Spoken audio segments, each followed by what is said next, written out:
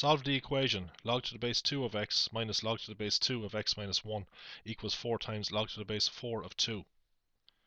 Now notice here on the left hand side that the bases are the same. That means we can combine these two log terms into a single log term. Since we're subtracting the logs, we use the rule that we can combine these two log terms into a single log term by taking this argument and dividing it by this argument here. Now we have a single log term on the right hand side. However, the base is different. We've base 4. So in order to compare both sides, we need to make sure that both log terms have the same base.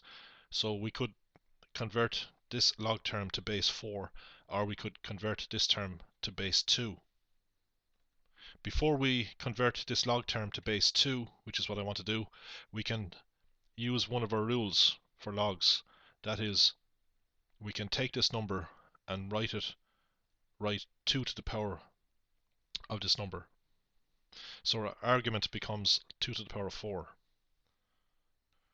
Now in a previous video we covered how to change the base of a log. Here the old base is a, and we want to change to a new base which I'm calling c. So c is any number. So what we want to do here is change this log term from base 4 to base 2, and then we can compare both sides.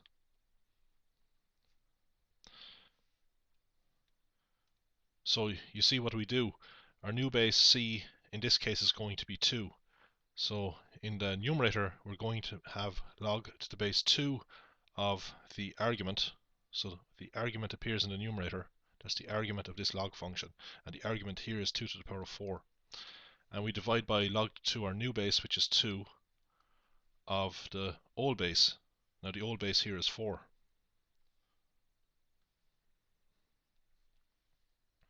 Now we can actually work this out without a calculator. Log to the base 2 of 2 to the power of 4 means what power must we raise this base 2 to in order to get this argument 2 to the power of 4? And the answer is 4. If we put this base 2 to the power of 4, we get this. It's 2 to the power of 4. In the denominator, what base must we raise 2 to get 4? Well, the answer is 2. 2 to the power of 2, because 2 to the power of 2 is 4. So now our equation boils down to this. Notice that we have a single log term on the left hand side and we have a number on the right hand side. So it's quite easy to convert this to a power equation. We just put this base 2 to the power of this number, which is 2, and equate that with the argument, which is x over x minus 1. So x over x minus 1 equals 2 to the power of 2, which is 4. So it's just a matter of solving this linear equation. So multiply both sides by x minus 1 and we get 4x minus 4 equals x, from which we get 3x equals 4, x equals 4 over 3. Let's do a check of this result. So plugging 4 over 3 in for x, we get log to the base 2 of 4 over 3 minus log to the base 2 of 4 over 3 minus 1. That's 1/3. And hopefully this will work out to the right hand side. Now we can combine these log terms. We're subtracting the log terms. That means we can write these two terms as a single log term. We put this argument over this second argument here. So we get this single log term, log to the base 2, 4/3 divided by 1/3. And if we multiply above and below by 3 here, that's just log to the base 2 of 4 over 1, or log to the base 2 of 4. In other words, what power do we raise 2 to in order to get 4? And the answer is 2. 2 to the power of 2 is 4. So now we need to just look at this here and see if it's equal to 2. Well, we can use another rule of logs that says that we can take this number in front of this log term and write the argument to that power. So we can take the 4 and write it up here. So what is 2 to the power of 4? 2 2 is 4, 2 4 is 8, 2 8 16. So this is log to the base 4 of 16. What power do we raise 4 to get 16? The answer is 2. So it does check out. So this is the correct solution. Now we don't need logs to do part 2 of this question. But I'll go through it here in this video anyway. What we want to try and do here is write this equation.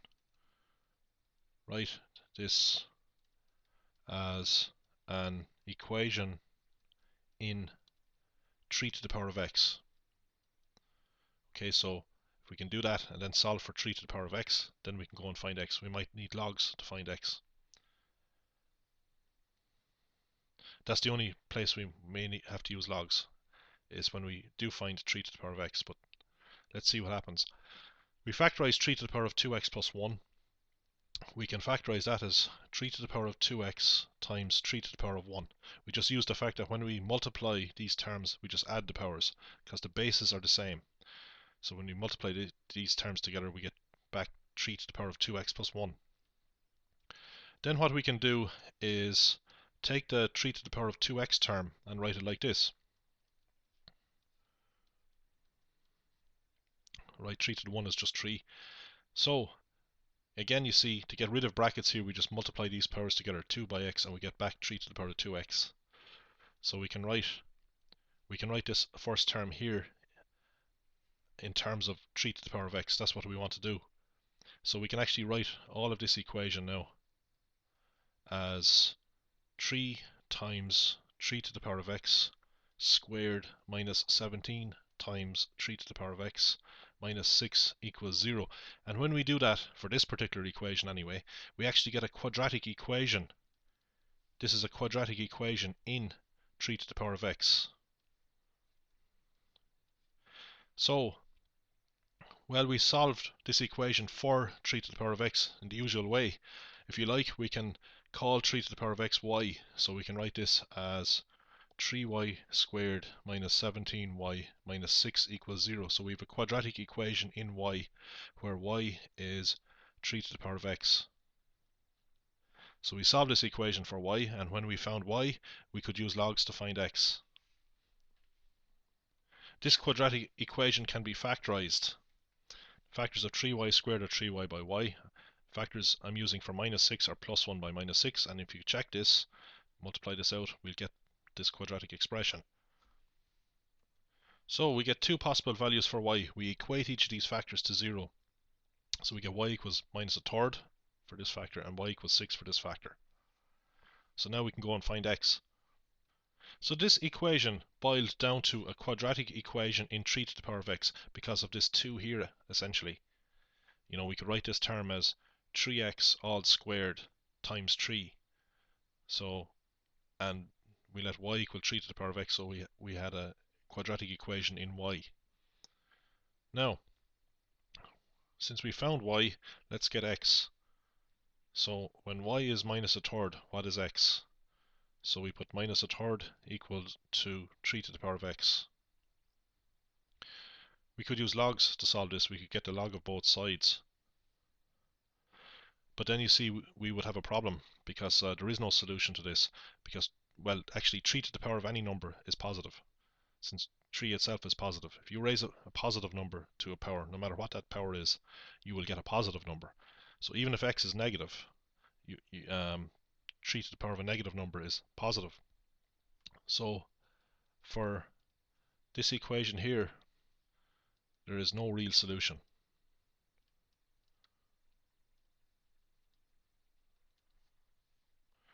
Now, let's look at this one here. Y equals 6, so put 3 to the power of x equal to 6. To find x, we use logs. That's the only way we can get at x. We can bring down x. So get the log of both sides. And then we can multiply the power in front. So we get x log 3 equal, I'll just write it down, x log 3 equals log 6. So that means that x equals log of 6 divided by log of 3. Now it doesn't matter what base we use for the log term. Now, since we're using a scientific calculator, the base of the log term is base 10. So it looks like we'll be using base 10 here. But we could have also have used base e, which is log to the base e is written ln. So I'm using log to the base 10 here. So we've log of 6 divided by log of 3. So we get 1.631 to 3 decimal places. Of course, we should get the same for the ln button.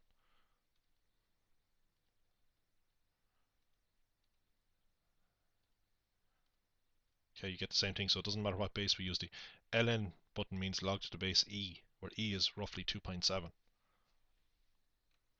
Let's just check this. X has been rounded to 3 decimal places, so we won't get exactly 0 on the right hand side, but we should get close enough.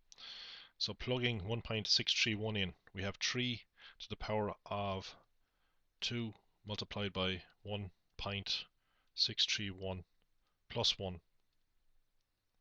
close the bracket on that, minus 17 multiplied by 3 to the power of 1.631. Then we have minus 6. Subtract 6 from all of that.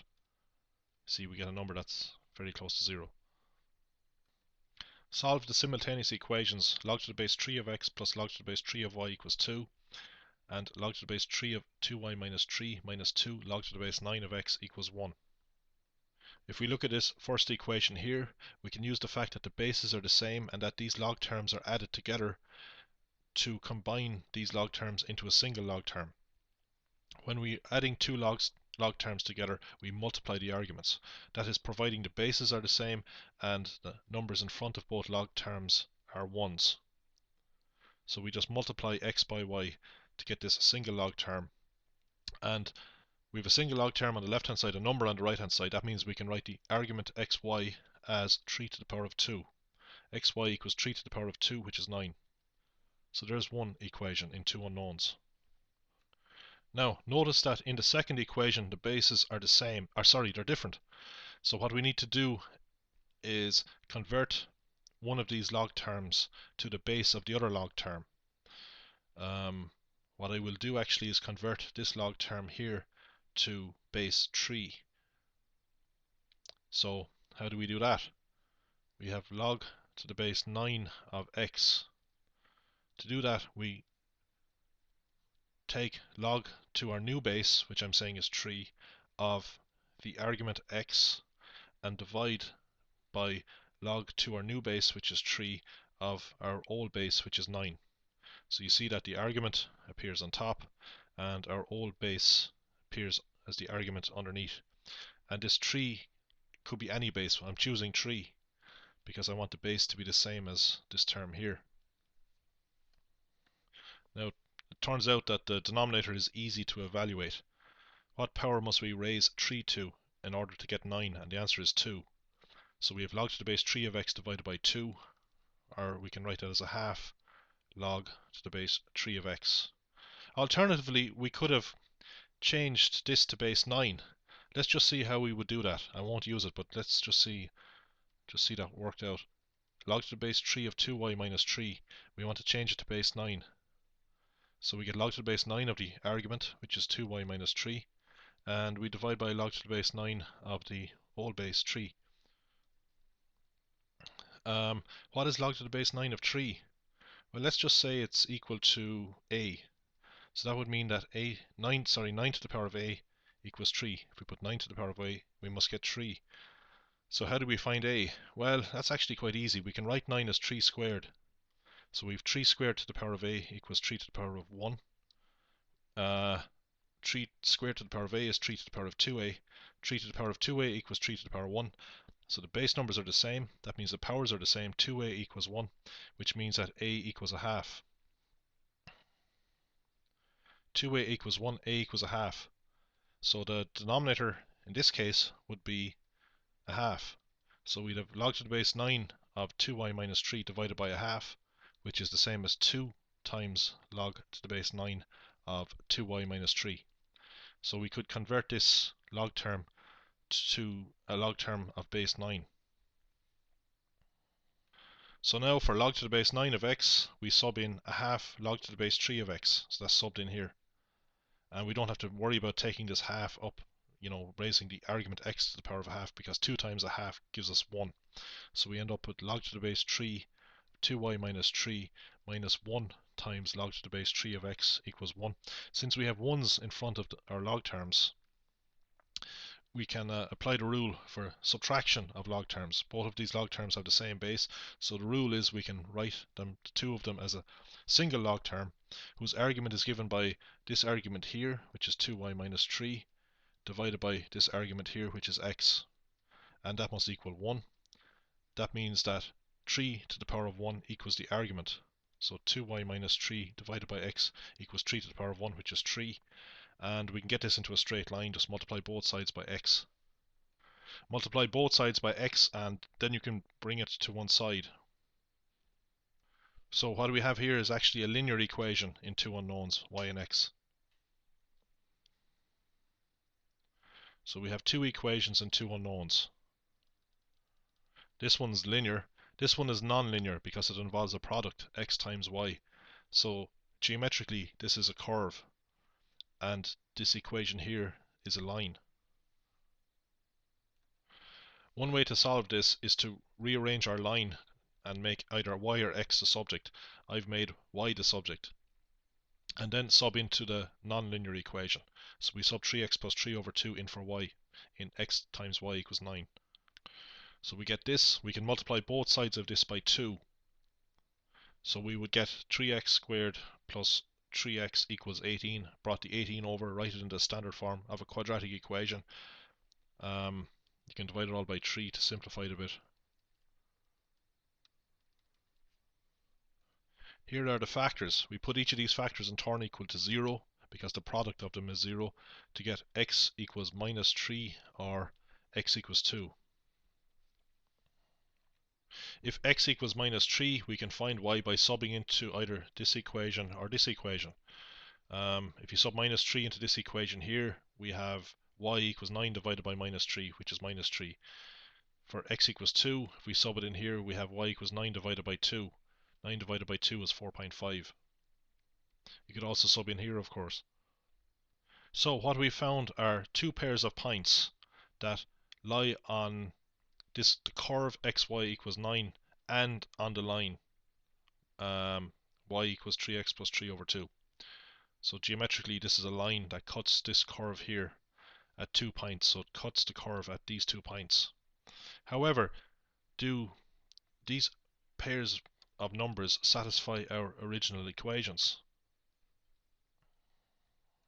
Now if we look at this pair here, we see that it does not satisfy our equations, because if we plug minus 3 in for x, we're getting the log of a negative number, and we can't do that. This has no real value, is the log to the base 3 of minus 3, because 3 raised to any power is positive. 3 to the power of any number is positive, no matter what x is. So this thing doesn't have a real value. So we have to disregard this one here, because it gives negative arguments. Now as an exercise, I'll check the other pair of values that we got. So I'll look at the first equation, which is log to the base 3 of x, put 2 in for x, plus log to the base 3 of y, where y is 4.5, and hopefully we'll get 2. We can combine these log terms into log to the base 3 of 2 times 4.5. We multiply the arguments because we're adding the log terms. 2 times 4.5 is 9. Log to the base 3 of 9 is 2, because 3 to the power of 2 is 9. So the first equation checks out. Now let's look at the second equation. So we plug 4.5 in for y. So we get log to the base 3 of 2 times 4.5 minus 3. 2 times 4.5 is 9. 9 minus 3 is 6. So we've log to the base 3 of 6 for the first log term. And we're plugging 2 in for x. So we've 2 times log to the base 9 of 2. And hopefully this thing will all work out to 1 on the right hand side. Now I'm using a change of base here. I'm changing the base of this log term to base 3, so that both of these log terms have the same base. So base 3 is our new base, so we get log to the base 3 of the argument, which is 2. That's what appears on top in the numerator, and in the denominator we've log to the base 3 of our old base, which is 9. So that's how we change the base. So let's see what this gives. Now log to the base 3 of 9 is 2, because 3 to the power of 2 is 9. So we have minus 2 times log to the base 3 of 2 over 2. So these 2's will cancel out. So we get minus log to the base 3 of 2. Now, both bases in these log terms are the same, and we're subtracting the log terms. So we divide the argument. So we take this first argument 6 and divide by the second argument, which is 2. Again, we can do that because we have 1's in front of these log terms. And log to the base 3 of 6 over 2 is just log to the base 3 of 3. and log to the base 3 of 3 is 1. So that checks out.